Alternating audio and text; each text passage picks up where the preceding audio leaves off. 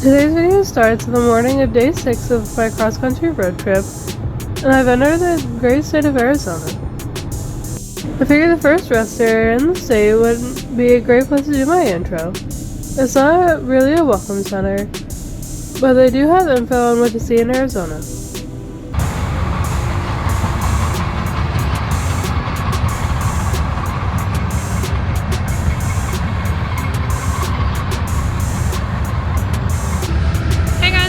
Welcome everyone! Today's day 6 of my cross-country road trip, and I'm here in Arizona. It's in the 20s right now, but it'll get up to the mid-60s for a high. And the train has left. It's gonna be another fun-filled day, and I'll be in California tomorrow. Thank goodness. Let's go!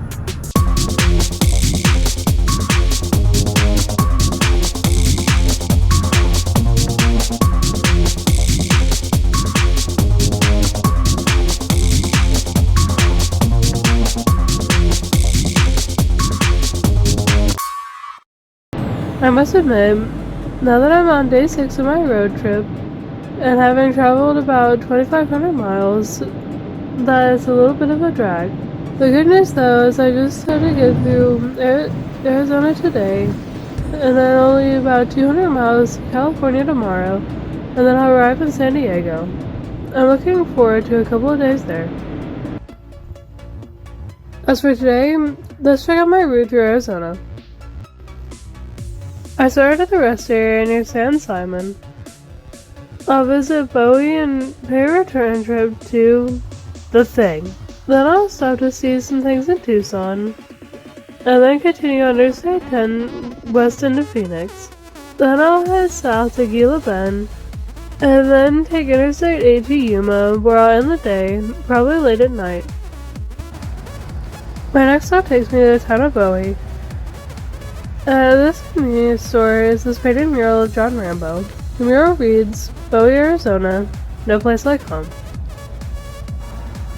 To the right of the Rambo painting is a replication of the Arizona state flag, with a copper-colored star in the center, red and yellow rays on the upper half, and a field of blue on the lower half. In the films Rambo First Blood Part 2, Rambo 3, and Rambo 4, it's mentioned that John Rambo is from Bowie, Arizona. All the US scenes from Rambo Last Blood are set in Bowie.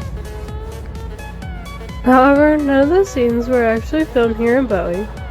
The Rambo movies center around a traumatized Vietnam War veteran named John Rambo. Sylvester Stallone not only played Rambo in all 5 films of the franchise, he also co-wrote the screenplay for each film. Here's a couple of other things I want to see in Bowie, so let's check those out. Bowie's mostly abandoned, but it does have a population of about 400 people as of the 2020 census. Take a look at this teepee over here. It looks like it hasn't been used in quite some time. This building opened in the 1940s as Geronimo's Castle. Over the years, it was a Greyhound bus stop, a gas station, and a curio shop. But later on, it was known as the TV Bar and Cafe. It's rumored that Native American Apache leader Geronimo was captured where the TV stands today, but I think that rumor has been debunked. The TV Cafe closed down in 2004, and this edifice has been vacant ever since. It does appear based on Google searches that the building is owned by someone that wants to reopen this building, but it sure does look like it needs some TLC. I think it needs a whole lot more than new doors and windows and a good paint job. Also, it's tough when everything else around it has been abandoned. A little bit down the road, near the interstate, is Dwayne's world-famous brisket jerky. In the parking lot they have this mileage marker to many different locations, mostly on this planet. Some locations are Phoenix, only 218 miles away, Washington DC, 2,150 miles, Roswell, I was there yesterday, 360 miles, and the center of the Earth is only 3,950 miles straight down. On the other side, Los Angeles is just 590 miles away, New York City is 2,284, Orlando, with all the Mickeys, is 1,935. Honolulu is 3,148. Tucson is just 108. And 250 miles straight up is the International Space Station. And what's in between New York and Orlando? Welcome to the home of Rambo. And as these windows are small murals for the movie Finding Nemo. And also there's a Frosty the Snowman waving at me. Last time I was here was back in January 2022, a simpler time, right? Toward the end of that long weekend vacation, I visited a quick roadside attraction called The Thing. Since I'm driving right by it, I figure, what the heck, let's pay another visit to The Thing. I'm hoping The Thing is awake now so I can pay it a visit. When I filmed this just 4 years ago, I had a much older camera, so let's see if The Thing looks better on my new camera. So Dada just reminded me that the last time we were here, like right after the pandemic broke out, and then I got 2 flu strains, and I also got sick from COVID. Hey guys, it's Emily. Welcome everyone. Sorry it's been a while since I posted a video. I got the flu this past week and I'm just now getting over it. Thankfully, history did not repeat itself. The world literally shut down 6 weeks after I left here in late January 2020. Now, 4 years later, I'm glad to report that 6 weeks after I left The Thing, there have been no incidents of COVID-24 wreaking havoc on us. There's no shortage of shorts, coffee mugs, shot glasses, alien stuff, plush toys of aliens, and dinosaurs, and so much more. The main attraction is just $5 per person, or $10 per family. Something different from the last time I was here, they're using background music in here, so it's pretty loud. I've also found a new best friend to take home with me. About 5 years ago, they changed this presentation to an aliens versus dinosaurs type thing. The initial storyline is when dinosaurs roamed the Earth, aliens landed on planet Earth, and basically won a fierce battle, and eventually caused the extinction of the dinosaurs. This all seems very realistic to me. The question I had 4 years ago is the same question I have now. Why didn't they teach this stuff in my history class? They're still teaching the cover story that an asteroid killed off the dinosaurs. And the aliens have been influencing history ever since. Look how nasty that is. This big dinosaur has a space alien in its mouth. The aliens have laser guns, so all the dinosaurs can do is eat the aliens. Look down here, a relic of the past, a woodimal. The prior presentation for The Thing featured antiques that were either real or made up. Some things that were made up include things like cream separators. But now they have a timeline of how the aliens have been living among us for millennia and have been influencing world history, mostly for benevolent reasons. But they still have woodimals here, like this one atop the wagon. The woodimals were created in all shapes and sizes. This room shows different types of wagons, and there's another woodimal by that wagon's wheel. And here's yet another wagon with a woodimal. I guess the woodimal shape was dictated by the branches where they came from. This display shows the headline in the Arizona newspaper when the US declared war after the attack on Pearl Harbor. By the way, I saw Pearl Harbor several months ago. Please check out that video. The owner of this place definitely takes pride in our armed forces, and especially their role in winning World War II. What if aliens have controlled our entire history? Check out that alien driving around Winston Churchill in that classic car. There are a lot of brain dead people walking around. I'm not sure aliens are controlling everyone's minds. Here's a classic Buick sedan. There's a few classic cars in this building. I'll say it again. Agent K said Elvis just went home, and I believe Tommy Lee Jones. Along this wall are significant world events, not just historic events, but also sporting events, the Bermuda Triangle, crop circles, and more. What if aliens have always been here? And now it's time to discover the mystery of the desert. What if the thing is the last remnant of a cave dweller that was recovered in a daring mission in World War II, and the only way we can learn the truth is this obscure roadside stop in eastern Arizona. So let's all go into this very dark room where together witness the thing.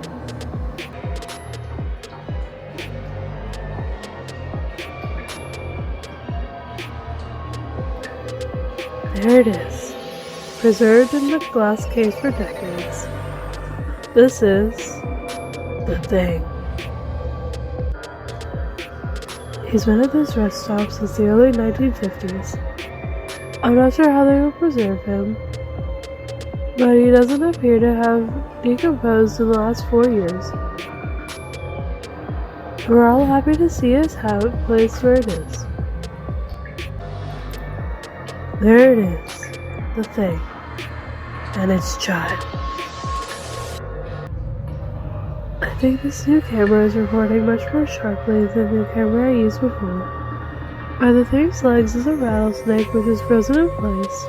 I guess when the thing was encased in this box, the snake got stuck in this position when going through rigor mortis. I hear people down the hall about to come into this room so they too can witness the thing. Goodbye, the thing. Goodbye, the thing's child. Goodbye, fierce rattlesnake that has been petrified in place. A very valid question in this little sign. What if all you've seen is true? I mean, there is physical evidence of the alien and his child in that glass box. Anyway, time for me to go. And now it's time to exit through the gift shop. Take a look over here. The thing, pillows, and blankets. Last time I was here, I gave $1 to this alien swami. Some more t-shirts over here, and some are themed just for Arizona. It cracks me up to think the thing has its own water. I'm not sure how it's different from the other water that you get anywhere else. Hey look, some pistachios from Pistachio Land. A few different flavors to choose from. I did buy a little something when I was here, so the thing uses otherworldly powers of persuasion to get me to buy something. That was a fun return visit to the thing. Looks like the footage in the dark areas came out really nice too. Now I continue my journey westbound on Interstate 10, and I still have about 350 miles or so of driving to do today. And there's a cop waiting for someone to speed right by him. Did you know that it's a criminal offense to go 85 miles per hour or higher on any road in Arizona, including an interstate highway? It's worse than a typical speeding ticket, so be careful when driving in this state. And look on the right, it's someone's unlucky day. About 20 minutes later, I'm in the city of Benson, and right off the interstate is this McDonald's. In front of this McDonald's is this really fierce looking dinosaur. This looks like a velociraptor, one we've seen in the Jurassic Park movies. This dinosaur is in a bit of disrepair though. As you can see, it's missing an eye and has some red and white stuff in and around its mouth. Okay, so on the other side, the red and white stuff is actually part of a candy cane. That was a little hard to tell on the other side. He does have his eye intact on this side, however. On this side of the McDonald's are sculptures that appear to be fossils. I'm not sure what these are fossils of, but it does go well with the whole dinosaur theming outside the restaurant. I'm not sure if there's any dinosaur or prehistoric theming inside the McDonald's, however. Alright, moving on. Continuing westbound on Interstate 10, I'm almost in Tucson. where there are a couple of muffler men to see before I grab lunch. The first muffler man is the Paul Bunyan style, and he's wielding a giant axe. This big fella has been in front of the shopping center and overlooking this corner since 1964. He's wearing a red shirt that says Coronado Heights Neighborhood. He's in front of Don's Hot Rod Shop, owned by the family of Leo Toya, who installed this muffler man. Rumor has it this axe was swapped out with a large candy cane during the holidays, but it's 2 days after Christmas and he's still holding the axe. The muffler man looks pretty faded out and probably hasn't had a paint job done for several years. The locals call him Leo the Lumberjack, or they call him Glenstone, probably because he's located at the intersection of Stone Avenue and Glen Street. He also has a peculiar looking face. Zooming in on it, it looks like he's got a vertical line or crack right down the middle of his face. Arizona has 6 muffler men, and I'm going to see 4 of them on this road trip. There's other muffler men in Tucson, but I have to drive a very indirect way to get there because of the construction on Interstate 10. Probably 30 minutes later, because exits from that thoroughfare right there were closed and we had to make this large circle to get here. I'm at Cummings Plumbing to see Tucson's other muffler man. This one, however, is holding a candy cane. This one is called Big Ed and normally holds a pickaxe. He arrived here in 2015 and this plumbing company made this special concrete stand for him, complete with a small set of stairs. According to Roadside America, this muffler man is decorated as Frankenstein during Halloween, and the pickaxe would make him look extra scary. Both the muffler man and the employees of Cummings Plumbing wear red and blue to show their support for the University of Arizona Wildcats, whose colors are blue and red. The University of Arizona is based right here in Tucson, so notable alumni are Savannah Guthrie, co-anchor on The Today Show, the LA comedian Gary Shandling, 60s politician Barry Goldwater, and 4-time NFL Super Bowl champion, Patriots and Buccaneers tight end Rob Gronkowski. I've now driven over 2,600 miles over the last 6 days, and I finally get to enjoy the awesomeness that is In-N-Out Burger. This looks like a new location just west of Tucson. Quality you can taste. This is probably my favorite burger place, and they're opening locations in Tennessee in 2026. Please, 74. I was getting close to Georgia, and I'm hoping they're just as good. Look at that gigantic 3x3 with some healthy vegetables on it. My mama and I went for the more reasonable single patty cheeseburger, but the two of us are sharing these animal style fries with onions, cheese, and sauce. My dad hates the fries here, he thinks they're disgusting. Have you ever eaten an In-N-Out? Did you like it, and do you like the fries here? Please leave me a comment.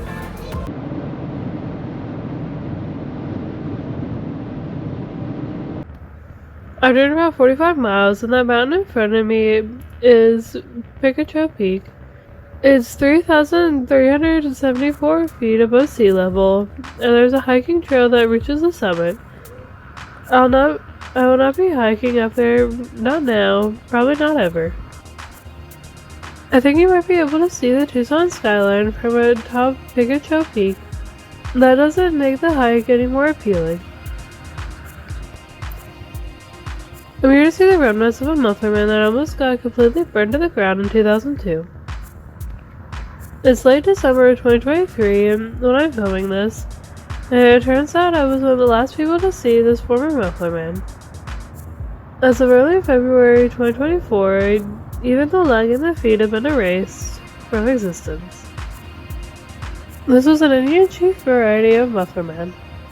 That and the adjoining Pichacho Peak trading post burned to the ground on November 16th, in 2002 due to an electrical fire. Even though all that remained were 1 leg and 2 feet, this was still a minor roadside attraction for those that travel the country and document Mufflerman sightings.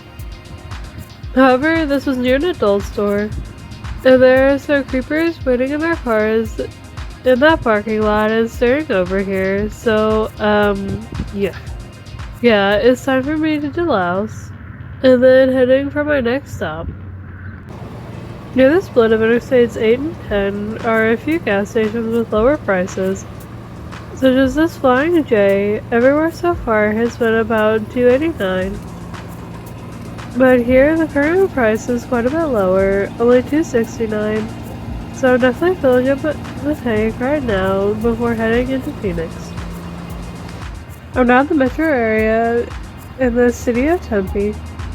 This empty area has a giant thermometer, which I think is supposed to show the current temperature in Tempe.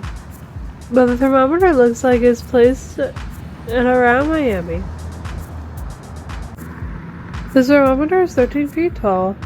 It shows where 32 degrees is, or the freezing point of water, and 98 degrees, which is the optimal temperature of the human body. I don't think this is correct, though. It's actually about 57 degrees outside, and this reads at about 47 or 48.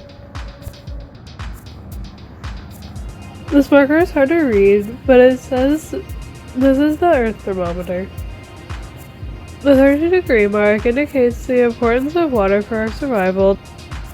The 98-degree mark to bring attention to global warming. The thermometer is angled to represent a fragile nature between life on our planet and to promote its care. The stainless steel thermometer is just off Interstate 10 at the Warner Road exit by the IKEA. So let's see what else I can find in the Phoenix area. Now I'm pretty close to downtown Phoenix, where Interstate 17 begins. Google Maps said there's a big backup on I-10, and it recommended I take the loop around the bottom, which is I-17. Phoenix has some similarities to Atlanta, and traffic is definitely one of them. Even the elevation is similar in both Atlanta and Phoenix, about 1,000 feet above sea level. The last time I was in Phoenix, it was January 2020. This is the quote, situation was being talked about in the media. My dad had completed the Rock and Roll Half Marathon that year. His company's Tempe campus was located right at the finish line. Anyway, I'm at this neighborhood located a little west of downtown, and there's a Muffler man here. There's an incredible amount of roadside attraction awesomeness, not at one but 2 houses. At the corner of Indianola and Walden Avenues is probably the most incredible collection of classic signs, road signs, sculptures of all shapes and sizes, and that Muffler man. The collection takes up the front and back lawns of both houses, and there are some items mounted to their roofs as well. Not sure what the neighbors think, but this is the most eclectic collection of roadside attraction goodness I've ever seen. Both homes and everything on their properties are owned by Don Parks. He's been collecting all this stuff for over 40 years. Originally I was going to take Interstate 8 to avoid Phoenix, but this epic collection was just too good to pass up, so I adjusted my route northward and dealt with all that Phoenix traffic. And now that I've seen this for myself, I have to give this a massive thumbs up. Where else would you find a Muffler Man, a Sinclair dinosaur, Marge Simpson, and this guy with green facial hair all in the same place? Cactus Tim Tracker? There are seemingly random highway signs, like I-25, which is nowhere near here, and Lompoc and Vandenberg are actually in California. Speed limit 100? I bet the US 666 sign is worth something since that never has been decommissioned. There are a few signs that appear to have come from California. I just have 3 words to describe what I'm seeing here. This is insane.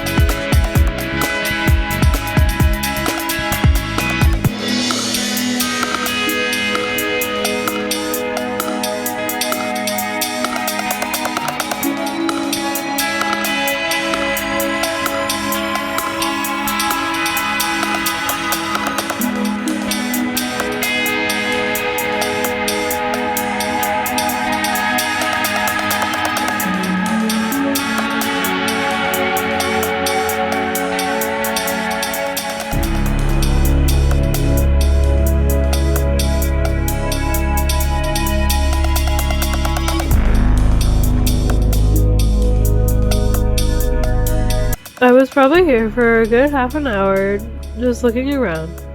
There's just so much stuff around these 2 houses. This is so unbelievable that you had to see this for yourself. These homes are located a little north of Interstate 10 and a little west of the 101 freeway. Looking at the map, the suburbs of Glendale and Peoria are nearby. It's close to the Desert Sky Mall. I definitely don't regret my route, but I'm not sure I'm gonna make it to Yuma before dark, but we'll see. Alright, now one more look at this crazy collection of stuff from Don Parks before I continue my journey west. One question though. I wonder what their neighbors think of all this. Continuing westbound on Interstate 10, and I heard there might be a brand new Bucky's being built right off this exit for Boulevard Avenue. It might open around 2026 or 2027, so I guess I'll have a really good reason to return to Phoenix.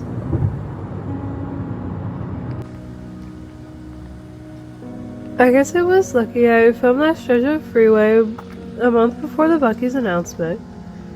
Anyway, I stopped here to see Hobo Joe, another awesome fiberglass giant. I'm in the city of Buckeye, at the western fringes of Metro Phoenix.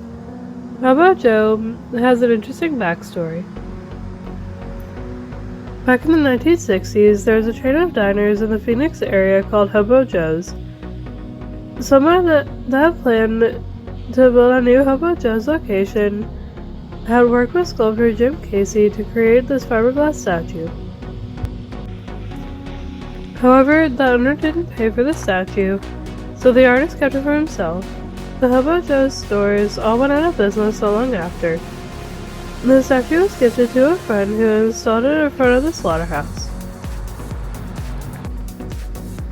According to this marker, sculptor James Casey was with Disney, and Hobo Joe came to Buckeye in 1989, where the slaughterhouse was located. Then in 2016, the city of Buckeye bought the sculpture. It was restored and then placed at its current location in 2021. Hobo Joe looks like he's in great shape. Looks like they installed spotlights on the sidewalk so he can look at night. He appears to have a fresh coat of glossy paint. The city of Buckeye really did a nice job with the statue. Hobo Joe is positioned to look directly at Buckeye's downtown, which is about a block or two away from here. Today, Hobo Joe is considered a local landmark, and many people like myself from across the country come to Buckeye to get a fun pic. And I think the city is hoping those same tourists buy something here or go to a restaurant while they're visiting.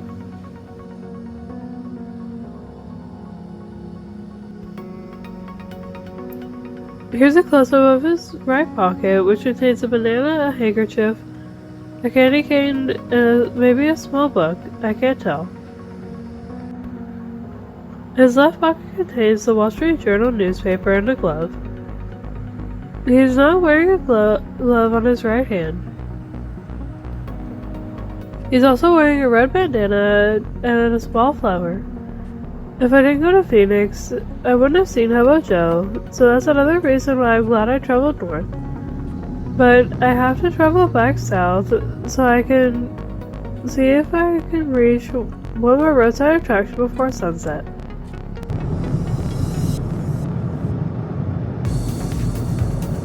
I think there's only about 45 minutes of sunlight left today, so my final stop of today is in Gila Bend, where at this 1-9 gas station are several metal sculptures of dinosaurs. Lots of them, right along the sidewalk next to this very busy thoroughfare.